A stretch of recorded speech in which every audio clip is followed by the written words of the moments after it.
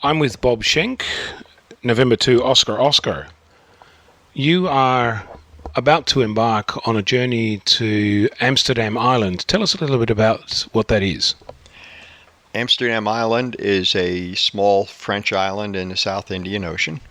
There's a small French base there where they do scientific studies. There's about 20 people, French scientists and support people on the island.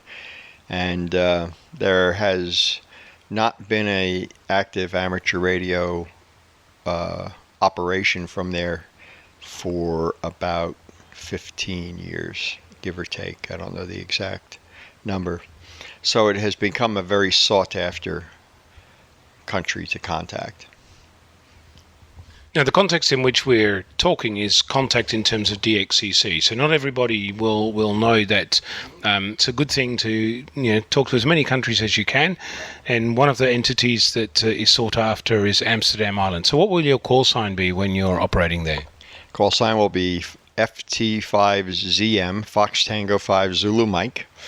And yes, Amsterdam counts all by itself for a separate entity for the DXCC award, and thus it makes it quite sought after when people can get to it and operate from there. Now, this is not your first DXpedition. Give us an idea of the kind of DXpeditions you've been on. I've been on an assortment of the different kinds that are out there, everything from going to uninhabited islands to fly-in visits with other hams in different parts of the world.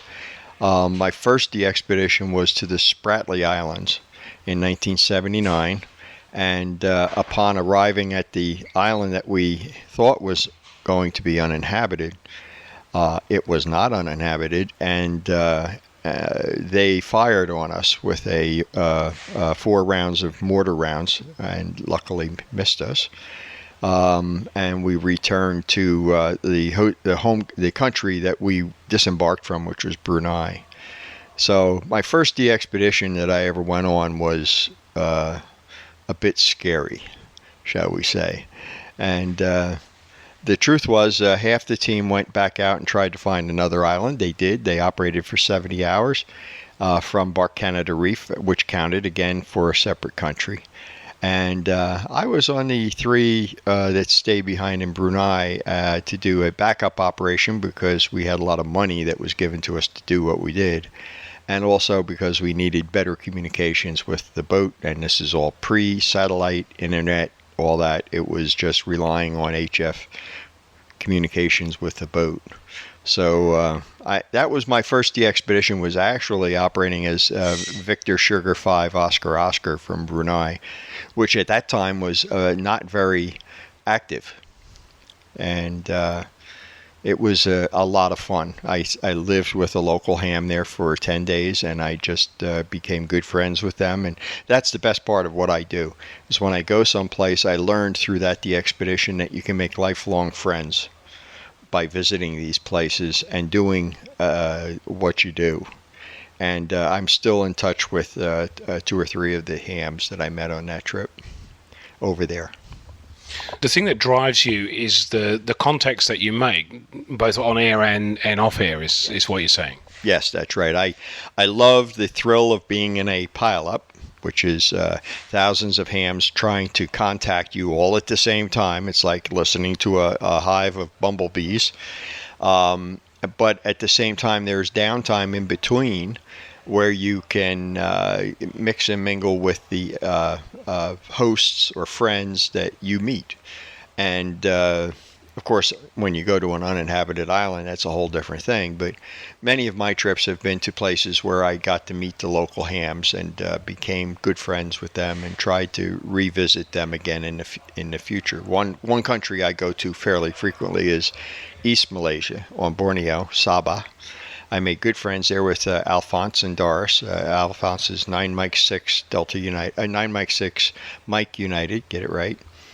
And I have a 9M6 call, and I've been there about 8 or 9 times now over the last 30 years.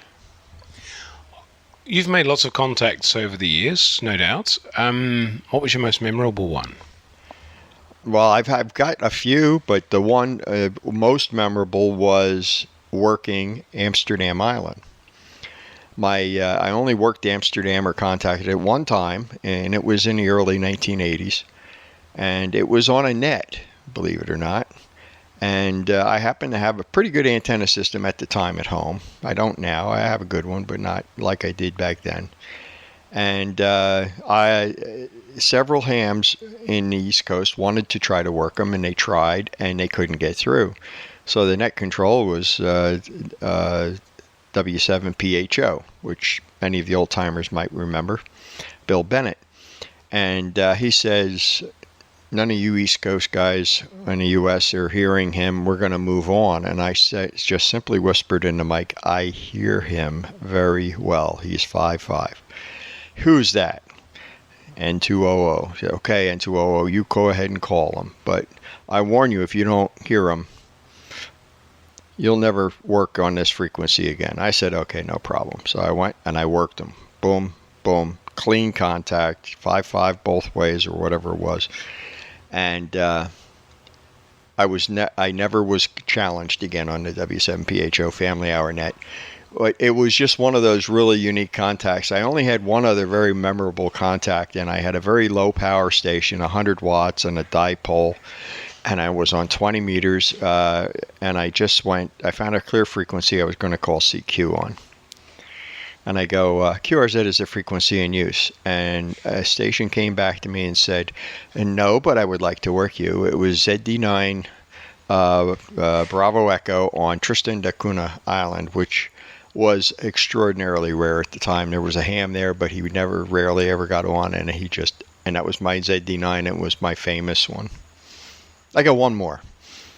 My first India contact was VU2DIA. I was so thrilled until I got the card, and it was really in the Andamans, which, again, even back in the 1960s, was one of the rarest countries in the world.